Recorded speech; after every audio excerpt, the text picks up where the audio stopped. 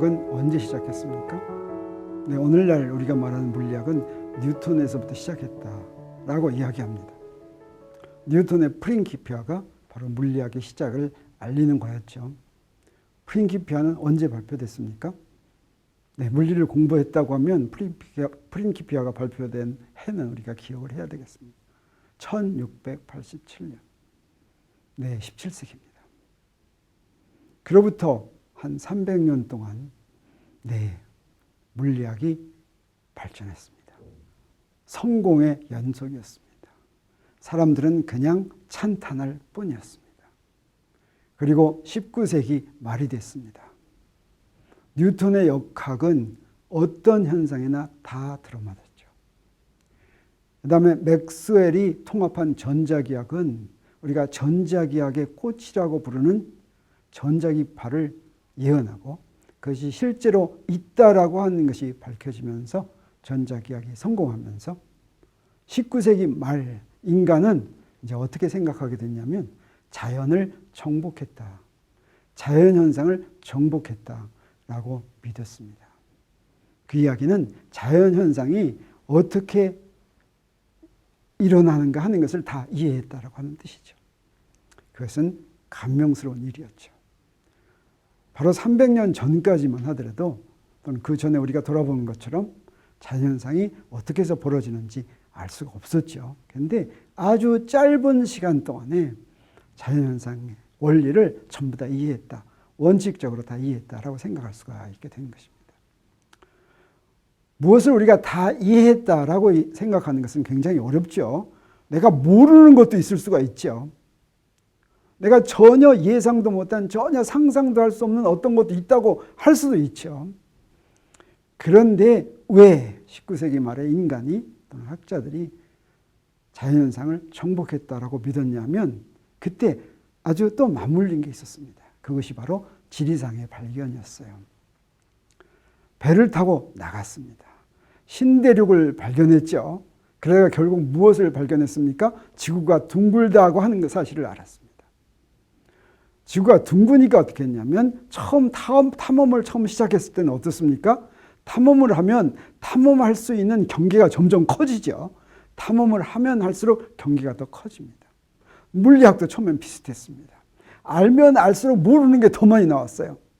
그런데 어떻습니까? 지구를 전체적으로 한번 다 조망하니까 지구의 전체 넓이는 유한했죠. 이제 다 알았다고 할 수가 있게 됐습니다. 그래서 남극이나 북극이나 밀림이나 사막이나 이렇게 인간이 아직 안 가본 데가 몇 군데 남아있지만 원칙적으로 지구가 어떻게 생겼는지 다 알았다. 원칙적으로는 다 알았다. 세세한 건 빼놓고 다 알았다라고 믿게 되었을 때 이때 우리 자연현상에 대해서도 우리가 비슷한 생각을 하는 것입니다. 자연현상 중에는 아직 구체적으로 다 계산 안 해본 것도 조금 있을지는 모르지만 원칙적으로 다 알았다. 그래서 심지어 어떤 일이 있었냐면 유럽에 있는 학교들은 물리학과가 있었는데 이 물리학과 이제 더 이상 할 일이 없다. 문을 닫는 그런 물리학과들이 생겼다라고 하는 것입니다. 그리고 나서 이제 할 일이 뭐가 있었냐면 놀랍게도 빛이 파동인데 전자기파라고 하는 파동이라고 하는 것을 확실하게 알게 됐죠. 전에 얘기한 것처럼 파동이란 무엇입니까? 줄이 있으면 줄은 이동하지 않고 그 줄에 있는 모양만 이동하는 것입니다. 줄이 없으면 줄에 생기는 파동이 생기겠어요? 안 생기겠어요? 없습니다. 소리도 공기가 있으니까 전달이 되지요. 파동이란 매질이 있어야지 전달된다라고 생각했습니다. 그래서 빛이 파동이라고 하는 것을 알게 된 다음에 이 빛에도 반드시 매질이 있어야 되겠다라고 하는 게 확실하기 때문에 매질을 찾는 실험을 했습니다. 빛의 매질은 우주 전체에 꽉 다 깔려 있는 게 분명합니다. 그런데도 우리가 우리 주위에서 빛의 매질을 금방 알지 못하는 것은 그건 검출이 잘 안 되기 때문에 검출하는 게 굉장히 어렵기 때문에 그렇다는 걸 예상할 수가 있겠죠. 그렇지만 반드시 있어야 된다라고 하는 걸 알았기 때문에 반드시 있으면 우리가 이름을 붙입니다. 그래서 에테르라고 이름을 붙여주고서 그 에테르를 찾는 실험을 했습니다. 많은 사람들이 실험을 했는데 그중에서 가장 유명한 실험이 마이클슨 몰리 실험이었어요. 마이클슨이 여기 그림에 있는 것과 같은 간섭계를 만들었습니다. 간섭계란 두 빛이 와가지고 간섭 현상을 이루면 간섭 무늬를 만드는데, 이 간섭계의 특징은 뭐냐면 빛을 보내서 반은 투과하고 반은 반사하는 거울을 진행한 다음에 한 장 갔다가 다시 똑같은 빛이 다시 모이면 여기에 간섭 무늬를 보이는 것입니다. 이게 굉장히 정밀한 실험이었어요. 이 실험을 가지고 빛의 매질인 에테르를 찾는 실험을 했습니다. 그런데 빛의 매질은 찾아지지가 않았어요. 그러면서 우리가 나중에 상대성 이론을 배울 때 다시 이야기를 하겠지만 아주 이상한 결론에 도달했습니다. 그것은 바로 뭐냐면 광속이 불변이다라고 하는 그 실험을 해석했더니 그런 결론에 도달했어요. 광속은 불변. 여기서 광속은 빛의 속도입니다. 불변이란 무슨 뜻이에요? 안 변한다는 뜻이에요. 광속이 안 변하고 일정하다, 이런 뜻이 되겠어요. 그러면 광속이 일정하다는 말은 무슨 의미겠습니까? 이게 너무나도 당시에 알고 있는 뉴턴 역학으로는 이해할 수 없는 일이었어요. 무슨 의미인지 여기서 한번 골라보세요. 첫 번째, 계절에 관계없이 광속은 일정하다. 네, 뭐 봄이나 겨울이나 광속은 똑같다. 그거겠습니까? 매질에 관계없이 광속은 일정하다. 네, 유리를 지나가는 광속이나 물을 지나가는 광속이나 공기를 지나가는 광속이나 다 똑같다. 사실은 그 광속은 다르죠. 네, 그런 의미가 아닙니다. 온도에 관계없이 광속은 일정하다. 네, 뜨거울 때나 찬 데나 광속은 같다. 같기는 하지만 이게 그렇게 이해할 수 없는 거 아니죠. 같아도 아무 상관이 없습니다. 우주의 어디서나 광속은 일정하다. 네, 지구 근처에서 광속이나 저 우주 끄트머리에서 광속이나 같다. 네, 다를 수도 있고 같을 수도 있을지 모르지만 그게 같다는 게 크게 이상할 거 없어요. 같아도 되겠죠. 이 위에 맞는 답이 없습니다. 이것과는 전혀 상관없이 도저히 당시의 뉴턴의 물리학으로는 도저히 이해할 수 없는 방법으로 광속이 일정하다는 결론에 온 것입니다. 이렇게 20세기에 들어서면서 뉴턴의 물리학이 그동안에는 모든 자연현상을 설명했는데 뉴턴의 물리학으로 이해할 수 없는 현상이 하나둘 나타나기 시작했죠. 그러면 광속이 일정하다는 게 도대체 무슨 뜻이길래 그렇게 이상한 것일까 한번 보도록 하겠어요. 여러분, 남산이 움직이는 속도는 얼마입니까? 네, 남산이 움직이는 속도는 남산 안 움직이죠. 내가 보면 남산의 움직이는 속도는 0입니다. 그런데 달에서 본 남산의 속도는 얼마입니까? 네, 달에서 보면 굉장히 남산이 빨리 움직여요. 시속 3,600km입니다. 태양에서 보면 어떻습니까? 더 빨리 움직입니다. 초속 30km입니다. 그러면 이제 남산의 속도가 0, 시속 3,600km, 초속 30km. 이거 중에 어떤 게 남산의 진짜 속도겠습니까? 이 세 가지가 다 진짜 속도입니다. 속도라고 하는 것은 그래서 누가 본 속도인지를 반드시 함께 이야기해 줘야지만 합니다. 우리가 지금까지는 그걸 생략하고 있었던 거예요. 그래서 예로 우리 기차가 있다 그래요. 기차 KTX 빨리 달리죠. 시속 300km입니다. 이 KTX에서 내가 KTX를 타면서 거기서 걸어간다 그래요. 시속 1km로 걸어가는데 그렇게 걸어가는 나를 지상에서 보면 얼마로 움직일까? 이것을 뉴턴 역학으로 계산하는 방법이 있습니다. 이거 속도 덧셈 법칙이라는 걸로 계산하는데 우리 속도 덧셈 법칙을 적용하기 위해서 속도를 반드시 누가 본 누구의 속도 이렇게 표시하기 위해서 지면을 A라고 하고 KTX를 B라고 하고 나를 C라고 한다면 문제에서 주어진 게 뭐냐면 기차의 속도, 지면에서 본 기차의 속도는 VBA가 되죠. 이건 300이다.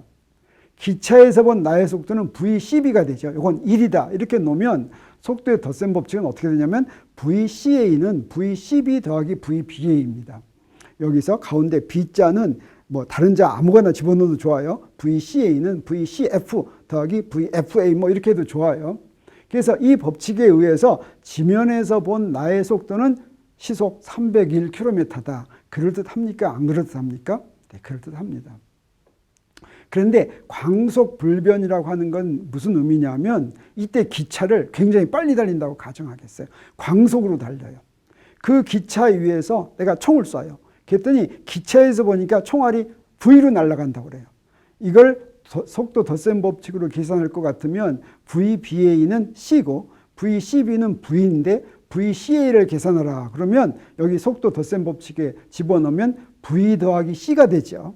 그래서 지상에서 총알의 속도를 보면 V 더하기 C가 돼야 지는데 광속 불변이란 이게 C라고 하는 뜻입니다. 이것은 도저히 이해할 수가 없는 것입니다. 이걸 해결해야지만 됐어요.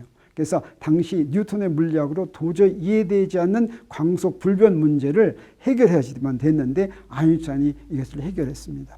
이거 어떻게 해결했는지 우리가 나중에 특수상대성 이론에서 배우겠어요. 근데 알고 봤더니 특수상대성 이론을 우리가 알게 된 게 뭐냐면 우리가 지금까지 공간과 시간을 제대로 이해하지 못했다고 하는 것을 알았습니다. 우리가 지금까지 알고 있던, 지금까지는 아인슈타인 전까지예요. 그건 뭐냐면 공간과 시간이 따로라는 거예요. 이 공간 우리가 3차원 공간 이렇게 얘기하죠. 이 3차원 공간이 따로 있고 시간은 공간과 관계없이 혼자서 막 흐른다라고 생각했습니다. 근데 알고 봤더니 그렇지가 않았습니다. 시간이 공간과 똑같은 것이었어요. 그래서 우리가 살고 있는 이 세계는 시공간 4차원 세계다라고 얘기할 수가 있는 것입니다. 이게 시공간 4차원 세계다라고 얘기하는 것은 무슨 얘기나 마찬가지냐면 우리 북쪽을 나침반으로 북쪽 향하게 만들 수가 있고 그 다음에 북극성을 보고 북쪽 만들게 할 수가 있는데 그 두 북쪽이 일치합니까? 일치하지 않습니까? 일치하지 않죠. 그래서 우리가 나침반으로 북쪽을 해서 북쪽으로 5km 가고 동쪽으로 10km 갔다라고 얘기한 똑같은 그것을 나침반으로는 북쪽, 동쪽이 달라지게 되죠. 그렇지만 하나로 알면 다른 하나로 변환할 수가 있습니다. 이걸 바로 좌표계 회전이라고 하는데 이렇게 좌표계 회전을 해가지고 하나의 북쪽이 북쪽을 다른 북쪽으로 만들더라도 변환할 수 있는 것은 무엇이냐면 동쪽의 공간이나 북쪽의 공간이나 똑같은 공간이기 때문에 그래요. 두 개가 본성적으로 같기 때문에 그렇습니다. 특수상대성 이론으로 우리가 알게 된 것이 바로 뭐냐면 공간의 좌표축하고 시간의 좌표축하고 똑같아서 이것을 회전해서 시킬 수도 있다라고 하는 것입니다. 이게 바로 뭐냐면 이렇게 아까 얘기한 북극성 북쪽하고 나침반 북쪽하고 그 차이가 이쪽으로 보면 지상에서 본 시간과 공간하고 그 다음에 굉장히 빨리 달리는 기차에서 본 시간과 공간이 서로 다릅니다. 회전시켜 놓은 거나 마찬가지예요. 그래서 기차에서 본 시간과 공간을 환산을 해서 지면에서 본 공간과 시간으로 바꿀 수가 있습니다. 이건 왜 그렇게 할 수가 있냐면 시간과 공간이 똑같은 것이기 때문에 그게 회전이 되는 것입니다. 그래서 시간이 기차에서 본 시간 간격하고 지면에서 본 시간 간격이 달라질 수가 있어요. 이렇게 달라지면 반드시 길이도 달라져야지 됩니다. 이렇게 서로 시공간의 축이 시간의 축과 공간의 축이 회전된다라고 하는 것을 알아내는 것이 바로 특수상대성 이론입니다. 이렇게 특수상대성 이론을 알았더니 우리 무엇을 알게 됐냐면 속도 덧셈 법칙이 그동안 사용했던 속도 덧셈 법칙이 근사 법칙이었다라고 하는 것을 알았어요. 근사 법칙은 맞기는 맞는데 정확히는 안 맞는다는 뜻이에요. 정확한 거를 특수상대성 이론으로 알아냈습니다. 어디가 다른가 봤더니 여기에 나와 있는 것처럼 분모에 한 항이 더 들어가 있어요. 이 분모에 더 들어간 한 항은 여기 C제곱분의 VCB, V 곱하기 VVA가 바로 이게 바로 뭐냐면 C가 광속입니다. 근데 광속이 굉장히 큰 거기 때문에 웬만한 속도에서는 이 두 번째 항이 거의 0.0000에서 소수점이 한 10자리쯤에서 1 나타나는 거예요. 이게 없는 거나 마찬가지였어요.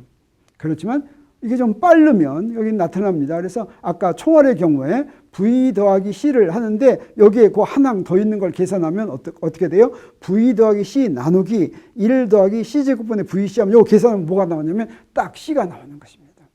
그래서 광속불변이라고 하는 것이 빛이 특별히 이상한 성질을 갖고 있어서 불변인 것이 아니라 속도 덧셈 법칙이 근사법칙이었다라고 하는 것을 알게 됐습니다.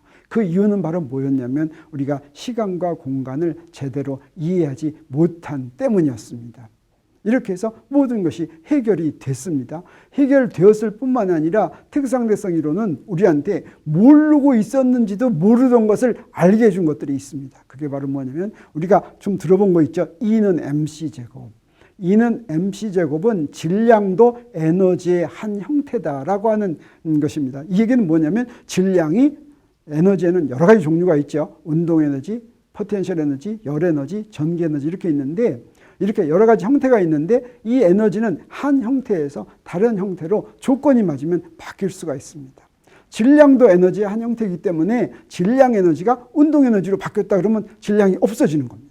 운동 에너지가 질량 에너지로 바뀌었다 그러면 물체가 없던 물체가 나타나는 겁니다. 이런 일이 가능하다라고 하는 것을 특수상대성 이론에서 저절로 알게 됐습니다.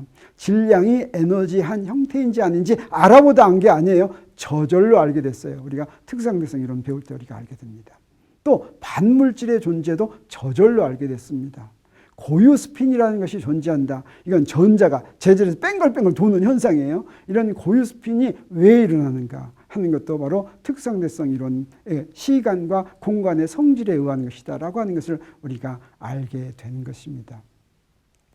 그래서 인간이 자연을 모두 이해했다고 자신했던 19세기 말에 빛이 전자기파라고 하는 것을 알게 되면서 매질을 찾는 과정에서 광속불변이라는 당시 물리학으로는 도저히 이해할 수 없는 현상이 나타나는데 이걸 해결하는 과정에서 특수상대성 이론이 나왔죠. 특수상대성 이론은 뭐라고 그랬습니까? 공간과 시간을 제대로 이해하게 만들어준 이론이라고 하는 것입니다. 그래서 이 특수상대성 이론은 우리한테 무엇을 알려주냐면 아무리 멀리 떨어진 곳이라도 안드로메다 은하가 250만 광년 떨어져 있죠. 이게 우리 생전에 갈 수 있다라고 하는 가능성을 알려주는 것이 바로 특수상대성 이론이라고 할 수가 있겠습니다. 근데 공간과 시간은 자연현상 자체가 아닙니다. 자연현상이란 뭐라고 그랬어요? 물체들이 모여서 어떻게 무슨 운동하는 거라고 그랬죠. 공간과 시간은 이런 자연현상이 일어나는 무대입니다. 근데 자연현상이 일어나는 무대를 우리가 잘못 이해하고 있었기 때문에 특수상대성 이론이 나오기 전에 우리가 만든 자연법칙, 우리가 이해한 수립했던 자연법칙들은 다 틀렸다라고 얘기할 수가 있겠습니다. 특히 뉴턴 역학은 공간과 시간을 제대로 이해하지 못하고 만든 거기 때문에 근사적으로만 옳은 이론이라고 하는 것이 밝혀졌어요. 걱정할 필요는 없습니다. 근사적으로 옳다고 그래서 막 이게 10% 20% 틀리다는 얘기가 아니에요. 0.0000001% 틀린 거니까 100% 맞다라고 생각해도 좋습니다. 그런데 모든 자연현상은 이 특수상대성 이론에 부합되어야지 옳은 이론이다라고 하는 것을 우리가 알게 됐습니다. 그런데 특수상대성 이론에서 특수란 말을 붙이는 것은 뭐냐면 특수상대성 이론은 두 기준계를 생각합니다. 그런데 이 두 기준계가 서로 등속도 운동하는 특별한 경우만 다른 것입니다. 이것을 일반적인 경우로 확장할 수가 있는데 그걸 우리가 일반 상대성 이론이라고 하는데 이 일반 상대성 이론에서 우리가 저절로 우리가 앞에 잠깐 설명했지만 우주론에 도달하게 됩니다. 그래서 우리가 지금 우주에 대해서 잘 이해하고 있는데 이 우주에 대해서 잘 이해하고 있는 것이 우주에 대해서 막 열심히 연구하다가 안 것이 아니라 이렇게 저절로 우주론에 도달하게 됐다라고 하는 것을 우리가 여기서 강조하고서 우리 다음 시간을 또 보도록 하겠습니다.